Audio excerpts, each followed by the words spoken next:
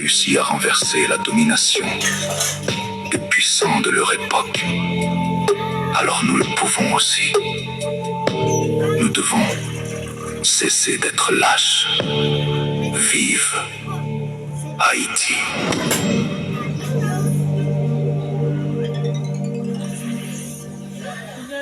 Peuple haïtien, nous n'avons pas besoin d'être tristes, ni de nous sentir abattus à cause du résultat du match entre Haïti et l'Écosse. Haïti n'a pas perdu.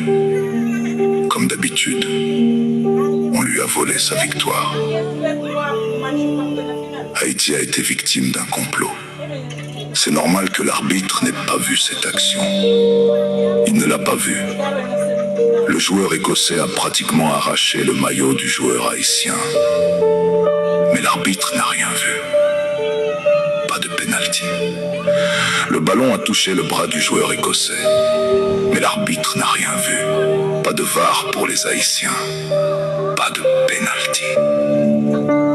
Nous avons tous été témoins que l'Écosse n'a rien montré sur le terrain. Je ne cherche pas d'excuses, mais c'est l'arbitre qui a battu Haïti. Cela ne me surprend pas, cela ne m'étonne pas, car Haïti ne jouait pas contre n'importe quelle équipe. C'était le pays d'origine du président actuel des États-Unis, certes. L'Écosse a été faible sur le terrain, mais c'est aussi le pays d'origine du président Trump. Oui, vous le saviez, Donald Trump est d'origine écossaise. Et nous savons tous que Donald est le président le plus raciste du monde à l'heure actuelle. Il n'aurait jamais bien dormi en voyant Haïti. Un pays qu'il a qualifié de trou à ordures, trou caca, qu'il est en train de détruire en ce moment même, dont il ferme l'aéroport international. Toussaint l'ouverture d'accès en les transformant en base militaire, et pour lequel il aurait demandé l'effacement des symboles de liberté présents sur le maillot de l'équipe. Battre le pays de ses ancêtres, l'Écosse. Peuple haïtien, je vous l'avais dit, nous ne participons pas à une Coupe du Monde, mais à une guerre. Et aujourd'hui, nous en voyons la preuve. Alors cessons de nous plaindre! Ce n'est pas en 3 matchs qu'Haïti retrouvera sa place.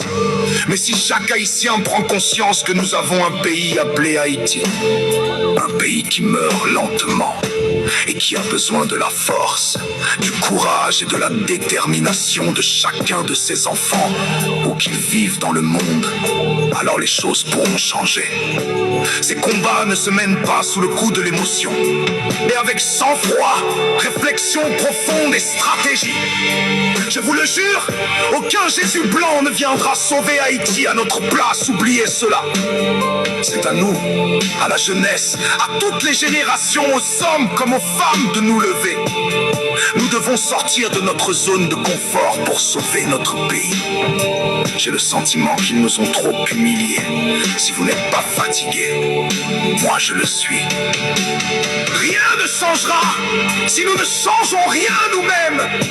Ce n'est ni sur TikTok ni sur aucun autre réseau social que nous transformerons Haïti, mais grâce à une véritable solidarité, à la connaissance, à l'ambition et au patriotisme.